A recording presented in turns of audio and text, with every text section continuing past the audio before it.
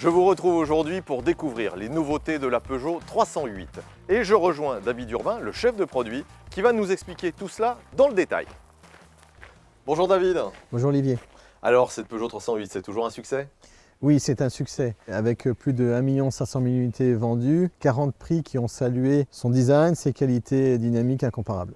Alors 40 prix, si j'ai bonne mémoire, elle a remporté le Car of the Year, c'était en quelle année? C'était en 2014. 2014, donc elle fait partie de la famille des Peugeot qui ont été primés au Car of the Year. La toute dernière nouvelle Peugeot 208, c'était cette année, en 2020.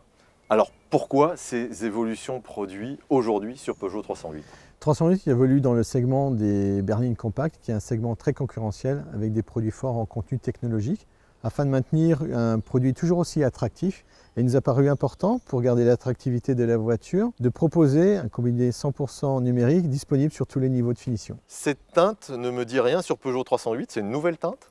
Elle est inédite sur 308, nos clients l'ont déjà découverte sur la nouvelle 208, la nouvelle 2008. C'est le bleu Vertigo. C'est une peinture tricouche qui offre plus de nuances, plus de profondeur et qui souligne magnifiquement les lignes de cette Peugeot 308. Il y a une option que j'aime beaucoup sur Peugeot 308, c'est les chromes qui passent tous en noir. C'est toujours disponible? Oui, cette option s'appelait le Black Pack, qui est toujours disponible au catalogue. C'est un certain nombre d'éléments chromes qui sont passés noirs, notamment en face avant, avec des jantes spécifiques, des jantes qu'on appelle Black Saphir, avec un vernis Black Mist. Et sur 308 SW, il y avait également les barres de toit qui étaient chrome qui passent noir satin. Et là, on est sur une version GT, c'est ça? Alors pour être plus précis, cette version est une version GT Pack. Alors GT Pack, par contre, ça c'est nouveau, c'était pas dans la gamme. Oui, 308 inaugure une nouvelle montée en gamme de design, d'équipement. Cette nouvelle gamme sera structurée autour de 3 niveaux de finition, Active, Allure et GT. Et entre chaque niveau de finition, on va proposer des niveaux intermédiaires 10 packs, pour proposer à nos clients plus de confort, plus d'esthétisme ou plus d'aide à la conduite. Alors aide à la conduite, tu fais bien d'en parler parce que c'est cher à la marque Peugeot, le plaisir de conduite. Et ce que je te propose, on a 2 Peugeot 308 à notre disposition, eh bien on va les essayer ensemble et puis on se retrouve tout de suite sur la route. Bien David, tu m'entends? On se retrouve donc au volant de notre Peugeot 308. Alors je vois là devant moi donc le iCockpit digital, on a plusieurs pages de configuration disponibles.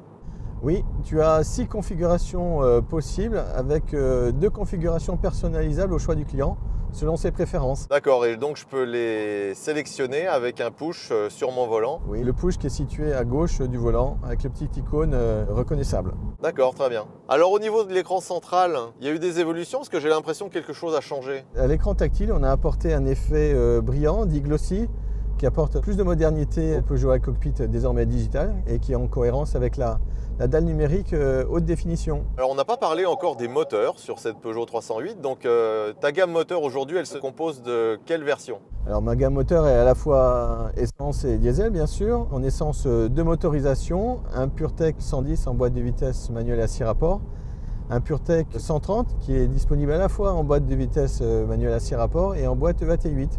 Quant au diesel, 2 motorisations, un Blue HDI 100 en boîte de vitesse manuelle à 6 rapports et un Blue HDI 130 à la fois en boîte manuelle et en boîte EAT8. Donc et en parlant de dynamisme, David, on a toujours une version GTI à la gamme, dis-moi.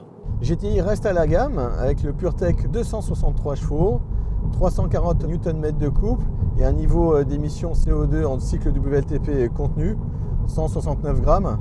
Donc ce qui reste dans la catégorie en termes de rapport poids-puissance pour nos clients qui recherchent de la performance, un excellent compromis qui en fait toujours une des meilleures berlines sportives sur le segment. Ok, donc ça c'est une bonne nouvelle. Au niveau de la gamme justement, tu nous as parlé de 3 nouveaux niveaux de finition. Est-ce que tu peux nous en dire plus sur les équipements disponibles? Tout à fait, avec cette nouvelle structure de gamme, chaque niveau de finition va s'enrichir avec des équipements de série. Alors pour te donner quelques exemples, Active aura désormais le pack visibilité de série. Sur Allure de série, le pack Safety Plus.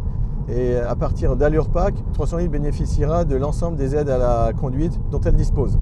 Merci David pour tous ces éléments, c'est maintenant plus clair. Que ce soit la gamme, les équipements et puis le iCockpit digital. Bon, toujours autant de plaisir de conduite. Je te propose de finir notre road trip et puis on se retrouve à notre point de départ. A tout de suite. Ok, très bien, à tout de suite.